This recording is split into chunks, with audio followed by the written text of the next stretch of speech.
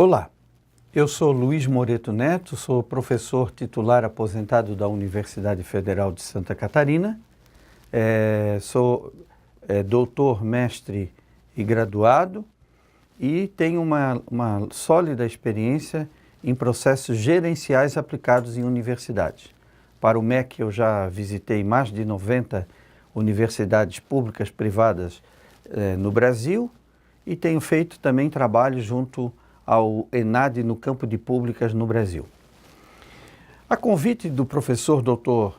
Pedro Antônio de Mello, eu preparei um tema para conversar com os senhores relacionados ao processo de gestão de universidade numa dimensão analítica comparativa das perspectivas estratégica e social. Fica aquela pergunta: um gerenciamento estratégico pressupõe a exclusão da perspectiva social e vice-versa?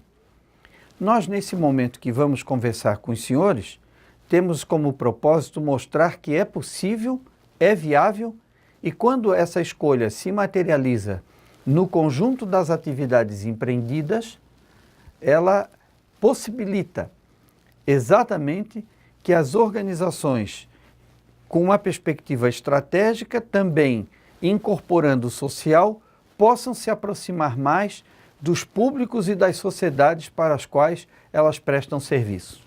E é nessa perspectiva que nós, então, vamos tratar com os senhores 3 temas nesse diálogo breve que teremos. O primeiro é a análise entre o estratégico e o social. E para fazer essa análise, nós escolhemos algumas dimensões, algumas características que são presentes ao processo gerencial e que exigem do tomador de decisões escolhas no cotidiano da condução da vida organizacional.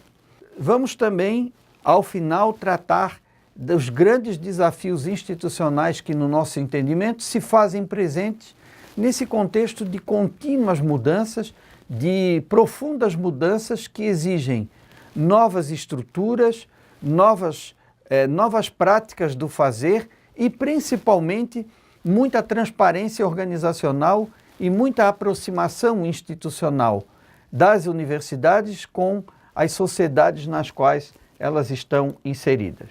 Quando a gente fala e quando a gente estuda a perspectiva estratégica de uma organização, seja ela pública, privada ou do terceiro setor, e essa interpretação também pode ser trazida para a compreensão do processo gerencial das universidades, a gestão estratégica pressupõe a busca contínua da eficácia, da eficiência e da efetividade.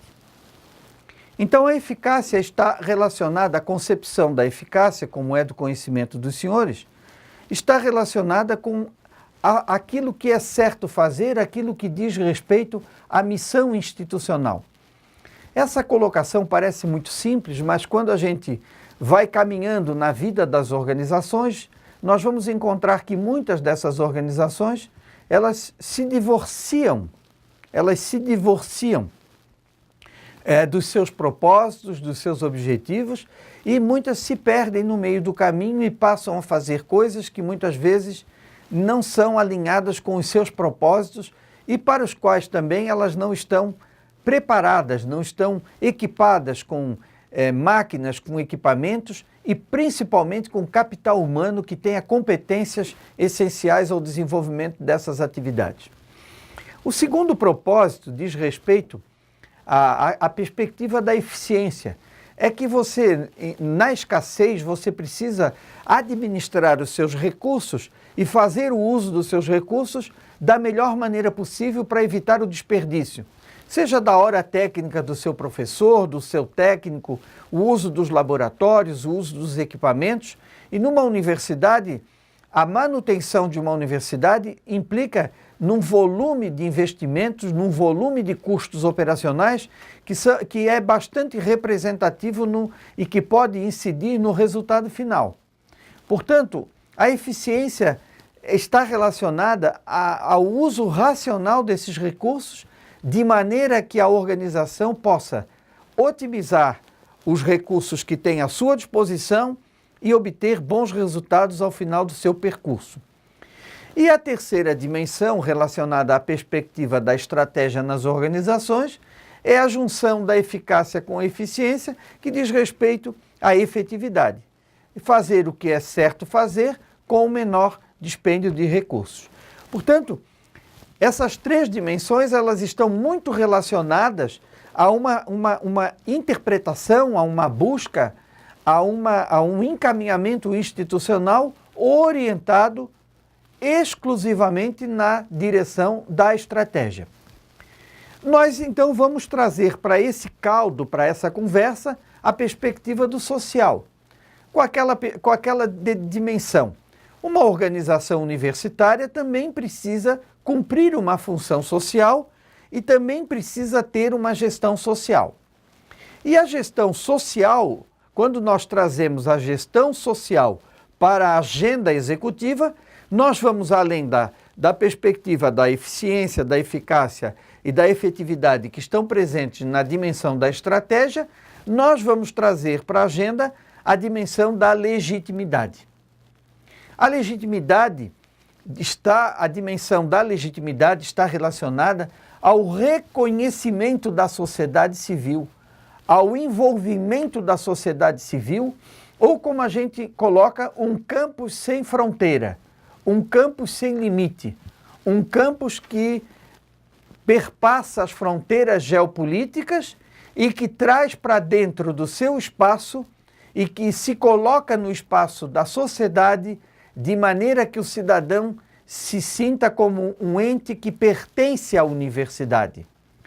Isso significa uma universidade inclusiva, uma universidade comprometida com todos os espectros da pirâmide social. Nós não podemos ter a pretensão de querer ser uma universidade para atender o público A, B, C ou D e desconsiderar que a nossa ação deve estar relacionada, deve estar envolvida com a melhoria da qualidade da vida associada para os públicos nos quais ela tem interação. Se isso não acontece, nós não podemos dizer que a universidade tem um foco ou uma preocupação orientada para a gestão social. Por quê? Porque a gestão social pressupõe a legitimidade ou o reconhecimento por parte dos públicos e das pessoas que transitam e estão no entorno do espaço universitário como aquela instituição, como uma instituição comprometida com a produção do bem coletivo. Estabelecendo uma dimensão comparativa entre o estratégico e o social, como eu disse no início da nossa fala, nós elegemos seis categorias ou dimensões de análise para colocar aonde que o foco é exclusivamente o estratégico e quando que o foco deixa de ser apenas estratégico e traz para dentro também da ação institucional a perspectiva do social. Então, a primeira dimensão de análise que nós vamos colocar aos senhores está relacionado à dimensão da estratégia. A estratégia como uma escolha. Então, quando eu faço uma escolha, a escolha pela escolha, ou seja, uma gestão, estratégia pela estratégia, geralmente as escolhas nas instituições, elas se dão numa perspectiva de baixo para cima.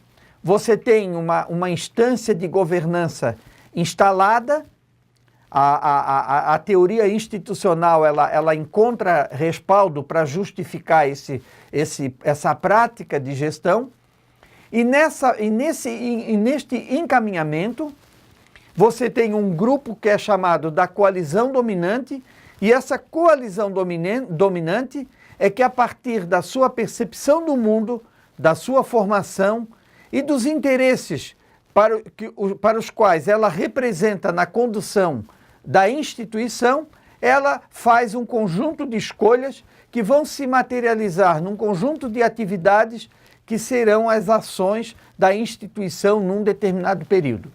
Então, quando a gestão é exclusivamente estratégica, nós vamos ter uma gestão estratégica baseada em escolhas top-down.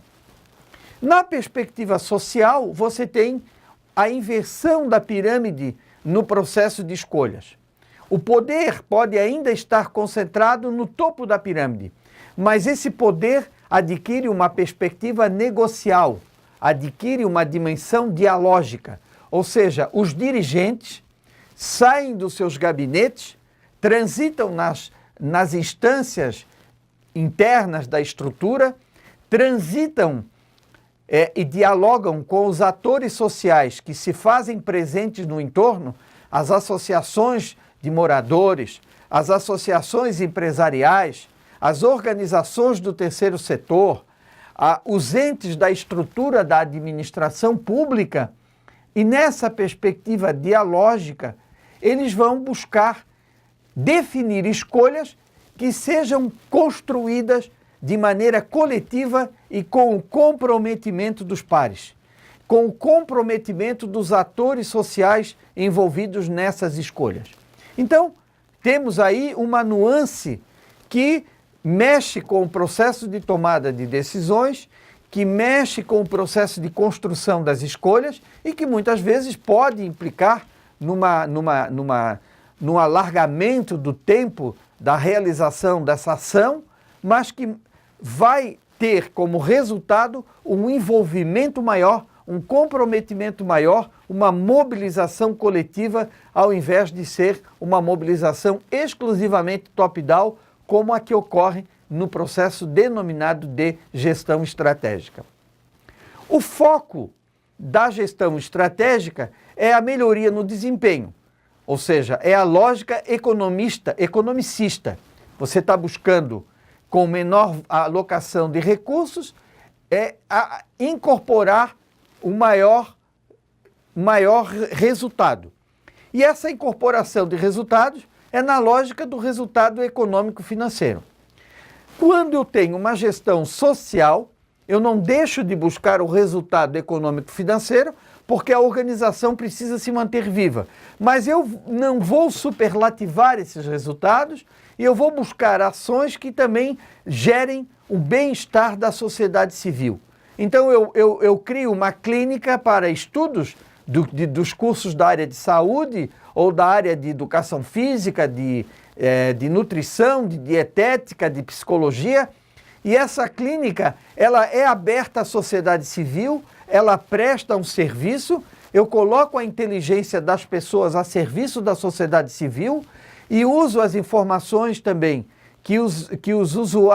trago as informações que os usuários dos serviços prestados trazem consigo para ser fonte de pesquisa, fonte de conhecimento e fonte de formação do aluno. Então há uma interação, há o bem-estar, a geração do bem-estar, a construção do bem comum. O modus operandi da gestão denominada estratégica, ela está orientada na perspectiva da competitividade. Ou seja, você está sempre buscando fazer algo que seja distinto do seu concorrente ou daquela organização congênere, para que você tenha uma vantagem e com essa vantagem você possa ter uma rentabilidade maior. O modus operandi na gestão denominada social é a cooperação. Então, na competitividade, eu trabalho na perspectiva do individualismo. No social, eu trabalho na perspectiva do coletivo. A construção é coletiva. A mobilização é a expressão dos esforços do coletivo. E sempre buscando gerar resultados que sejam bons para todos os atores e agentes envolvidos. Quando eu projeto na linha do tempo a perspectiva temporal, na dimensão estratégica, não raro as organizações trabalham com uma orientação do curto prazo. O objetivo sempre é, com menor espaço de tempo, com menor uso de máquinas, com menor uso do tempo das pessoas, eu obtenho um resultado melhor. Na perspectiva do social, quando eu trago a gestão denominada social, eu estou buscando construção de resultados que possam ser de longo prazo, equipamentos de consumo coletivo ou serviços que possam servir a muitas pessoas, que possam gerar o bem-estar de muitas pessoas. Então, a dimensão temporal deixa de ser do curto prazo e passa a ser do longo prazo. A finalidade na gestão estratégica é a de redução de custos e de aumentar os lucros. E na gestão social é do bem comum. Então você pode ter... Eu recentemente visitei uma universidade grande com 50 anos de vida no Rio de Janeiro, um grupo empresarial bem sucedido que criou toda uma série de equipamentos, de laboratórios, para estudos de fonoaudiologia, para estudos de recuperação de pessoas com mobilidade física, para espaços de leitura para portadores de deficiência visual, e esses equipamentos são abertos à comunidade e, mais do que serem abertos, existe uma agenda regular com alunos, com professores, trabalhando pessoas das comunidades periféricas do Rio de Janeiro, para que elas possam ter acesso a equipamentos e serviços que, teoricamente, só seriam exclusivos de consumidores de um bom centro universitário situado na zona sul do Rio de Janeiro. Isso mostra uma gestão estratégica aliada a uma gestão social. Assim, também, no estabelecimento de vagas para bolsistas, para pessoas que tenham fragilidade econômica, assim como a alocação dos professores e alunos dos cursos de direito para prestar serviços de atendimento e assessoramento jurídico para pessoas da comunidade que não têm recursos para contratar profissionais, assim como alocação de engenheiros e professores de matemática, de biologia, para fazerem com seus alunos atividades de reforço, atividades de deslocamento às escolas da comunidade, das comunidades carentes, para que o aluno que saia daquele centro entenda a vida como ela é e para que ele possa colocar a sua inteligência a serviço da comunidade. Então aí nós temos uma gestão que é estratégica aliada ao social. A perspectiva da transparência, essa é uma outra dimensão relevante quando a gente analisa e estabelece um comparativo entre o estratégico e o social, diz respeito na perspectiva da estratégia. A transparência, ela está lá, ela cumpre quesitos institucionais. A lei diz que é assim, a gente faz assim, né? Mas existe controle social, a gente publica o resultado dentro do limite máximo, né? Os resultados de fato espelham aquilo que estão acontecendo no ambiente interno. Essa dimensão, quando eu saio do estratégico para o social, eu vou incorporar duas palavrinhas que são fundamentais. Primeiro é a dimensão dialógica. A dimensão dialógica na relação docente, na relação dirigente com a sociedade civil. E o segundo é o estabelecimento de canais e mecanismos de controle social para saber o que está sendo feito ali. Nós temos aqui um centro para tratamento de cães abandonados. Ele, de fato, é um centro para tratamento de cães abandonados ou nós estamos recolhendo os cães da comunidade para fazer estudos de biologia? Qual é a perspectiva que está presente por parte dessa ação? Então, nessa dimensão, a gente vai chegando a um elemento que eu, na minha apresentação, destaquei numa lâmina que os senhores depois podem refletir sobre ela. Quando eu estou trabalhando a gestão social aliada à gestão estratégica, eu vou ter sempre as pessoas em primeiro plano. As universidades existem para as pessoas. As universidades existem para cumprir uma função, não só de desenvolvimento econômico, mas de desenvolvimento econômico e social, de promoção das pessoas, de criação ou estabelecimento de condições de mobilidade social. Então, as pessoas sejam elas os alunos, a sociedade civil, os colaboradores e os docentes, quando eu tenho uma gestão social, as pessoas estão em primeiro plano. Né? As pessoas estão em primeiro plano. E esse estar em primeiro plano implica o que especificamente? Pessoas comprometidas com o entorno. Né? Eu posso ter uma grande equipe técnica de uma universidade que está muito preocupada com a internacionalização, mas ela está de costas para a sua comunidade. Do outro lado da rua, muitas vezes, você visita universidades no Brasil ou na América Latina, que elas estão inseridas como enclaves. Elas estão como se fossem cidadelas medievais, que não têm muros erguidos, mas as pessoas que estão nelas, os resultados das pesquisas, os resultados dos processos educativos, refletem que a universidade está de costas para a sociedade. Que a sociedade, quando muito, serve como um objeto de estudo, que nem sempre há preocupação de apresentar as devolutivas. Eu escuto muito os reitores falarem em internacionalização e vejo muito pouco os reitores e os dirigentes se preocuparem com a universidade estar, de fato, envolvida com o seu meio, estar comprometida com o seu meio. Eu dou um exemplo.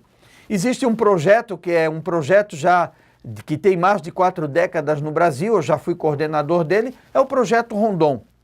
Não são muitas as universidades que trabalham com o Projeto Rondon.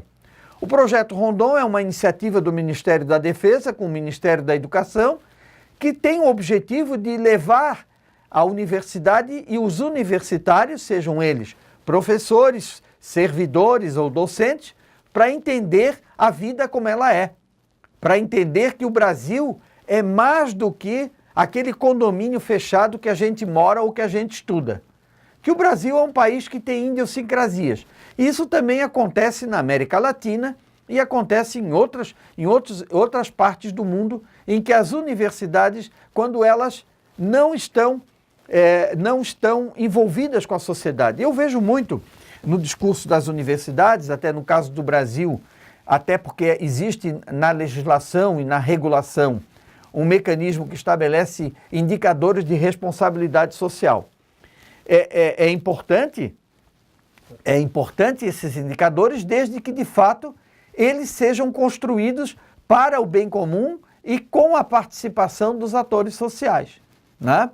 Que não sejam ações de clientelismo. Então, quando se fala em responsabilidade social, a gente fala em bem-estar, em transmissão de valores, em proteção ambiental, interculturalidade, é entender as pessoas dentro de uma perspectiva diferente, ou seja, negar aquela máxima da ideia colonial, que eu vejo muito isso nos princípios e nas práticas de internacionalização, o colonialismo adquirindo uma nova roupagem através da internacionalização. O nosso aluno precisa ser preparado para entender o mundo, mas ele precisa entender e ter compromisso para mudar o mundo do qual ele é originário. E a responsabilidade social é o meio. Um outro desafio que a gente tem é o desafio de desenvolver as pessoas. Desenvolver as pessoas é mais do que desenvolver as capacidades técnicas. É mais do que desenvolver as habilidades. É gerar massa crítica. É gerar compromisso das pessoas com a vida associada.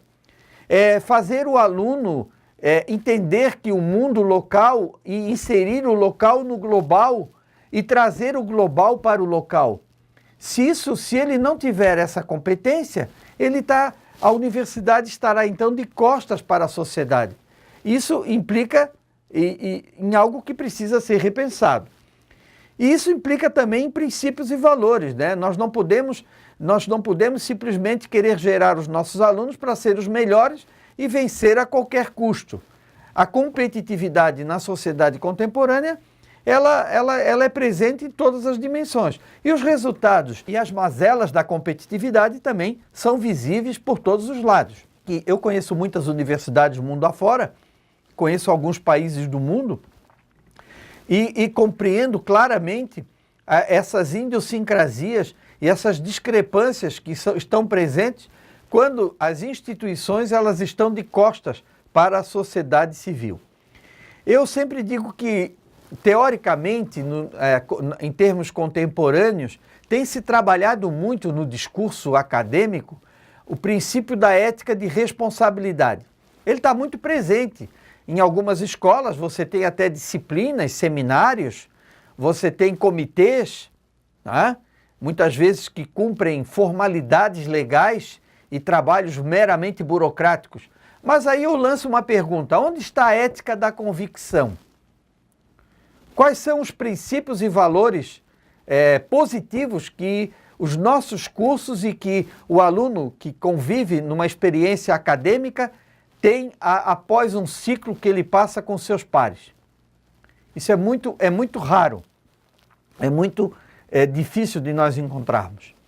O desenvolvimento das pessoas também demanda o comprometimento com a realidade local, né? A realidade local é muito interessante nós estarmos conectados em tecnologias de última geração, mas é muito importante nós também termos ações e criarmos condições, sermos meios, instrumentos para que as pessoas possam ser incluídas no contexto. Eu não posso simplesmente olhar para os lados e enxergar os pobres e os excluídos como frutos de um processo histórico. Eles são frutos de um processo presente, de escolhas contemporâneas que nós estamos fazendo e que resultam em efeitos negativos que muitas vezes os nossos alunos, os nossos professores, os nossos dirigentes pagam um custo elevado se isolando em condomínios ou sendo vítimas de atos de violência da sociedade civil. Tá? As coisas estão interligadas. Então o desenvolvimento das pessoas passa por essa via de estar comprometido com a realidade local. E esse estar comprometido exige que as ações de aprendizagem, de aprender a fazer, levem os alunos a aprender com cidadania. Então, em todos os cursos de qualquer universidade, existem dimensões da cidadania. Né? A questão é saber se os nossos professores, se os nossos dirigentes e se as nossas instituições, de fato, têm a cidadania como um elemento da sua agenda.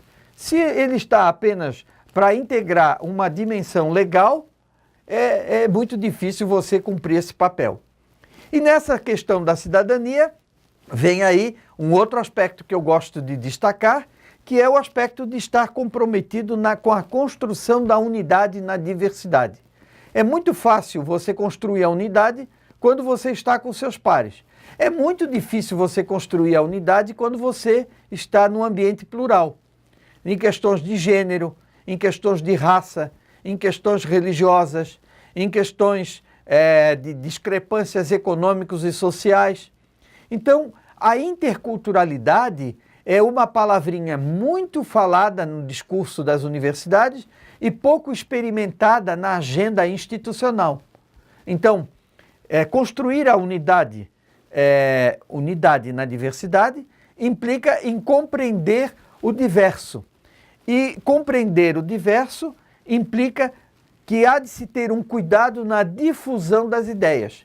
Na sociedade digital, as ideias se difundem rapidamente e as pessoas perdem rapidamente a massa crítica. Então, alguma coisa que alguém falou, que não se sabe aonde nem quando, parece que é o último acontecimento e que todos nós estamos vivendo esse fato. Isso implica o quê? Implica um total divórcio do agente social com o seu meio. E um outro aspecto que eu gosto muito de destacar, que é a questão mimética. A ideia no seu lugar e a ideia fora do lugar. Quando se fala em internacionalização, eu gosto muito de refletir sobre essa premissa. Todas as ideias, elas surgem nos lugares. As ideias podem ser transplantadas para os lugares. A questão é entender os elementos culturais, os fatores físicos, o marco de regulação, a difusão o aceites coletivo. Recentemente eu recebi um vídeo através de uma rede de ciência e tecnologia que fazia uma significativa apologia aos indicadores da Finlândia. Muito interessante a Finlândia.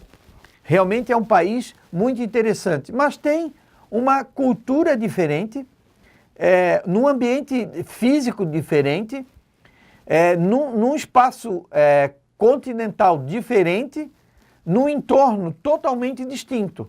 Claro que o ideal é você buscar aquelas experiências positivas e procurar uma adaptabilidade, desde que elas tenham factibilidade. Então eu vejo que, por exemplo, quando a gente fala na internacionalização, que é a coqueluche no discurso das universidades, eu vejo que a gente está sempre buscando alguma coisa de referência fora do país para copiar e para dizer que nós somos internacionais. E de outra parte, eu semana passada assisti a uma conferência com um cidadão da Dinamarca sobre inovação. Ele falava exatamente o seguinte: o grande desafio é você entender o que é diferente. Não é você buscar copiar e ser igual àquilo que está lá no centro.